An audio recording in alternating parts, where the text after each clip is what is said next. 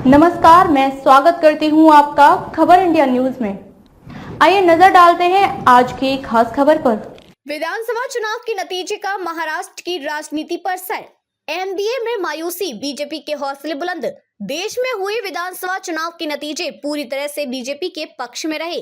3 राज्यों में बीजेपी ने बम्पर जीत दर्ज की और कांग्रेस को करारी हार झेलनी पड़ी। जिन राज्यों में कांग्रेस की सरकार थी वहां भी कांग्रेस अपना किला नहीं बचा पाई। राजस्थान और छत्तीसगढ़ में जहां कांग्रेस की सरकार थी वहां भी पार्टी को हार झेलनी पड़ी। निर्वाचन आयोग के आंकड़ों के मुताबिक बीजेपी ने राजस्थान में 115 सीट पर जीत दर्ज की है, जबकि कांग्रेस को 69 सीटें मिली हैं।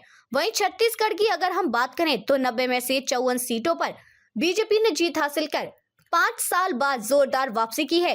इस चुनाव में कांग्रेस 35 सीटें जीतने में सफल रही, जो 2018 में मिली जीत से 33 कम है।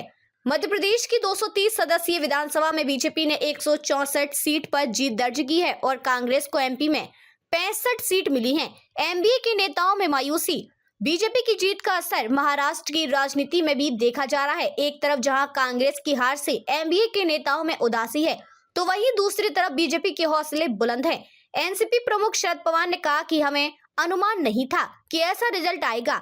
उन्हें नहीं लगता कि इसका असर 2024 के चुनाव पर पड़ेगा। सुप्रिया सुले का भी यही मानना है। सुले ने कहा, लोकसभा और विधानसभा काफी अलग होते हैं। जैसी लड़ाई होगी उस हिसाब से पता चलेगा कि लोकसभा में क्या होगा। शिवसेना यूबीटी सांसद संजय राउत ने कहा कि अगर कांग्रेस ने इंडिया गठबंधन के तहत इसके घटक दलों के साथ कुछ सीटें साझा की होती तो मध्य प्रदेश विधानसभा चुनाव के नतीजे अलग होते। मेरी स्पष्ट राय है कि मध्य प्रदेश का चुनाव इंडिया गठबंधन तहत लड़ा जाना चाहिए था। बीजेपी के हौसले बुलंद। 3 राज्यों में बीजेपी की जीत के बाद पार्टी और नेताओं के हौसले बुलंद हैं।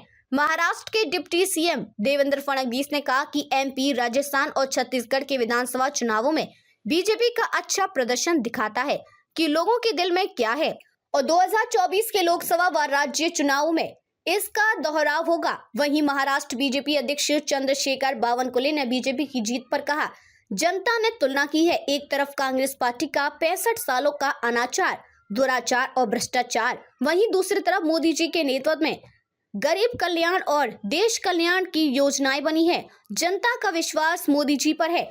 बीजेपी नेता ने आगे कहा, कांग्रेस के नेताओं को हिमालय में जाकर कुछ दिन तपस्या करनी चाहिए। खबरों में अब तक के लिए बस इतना ही।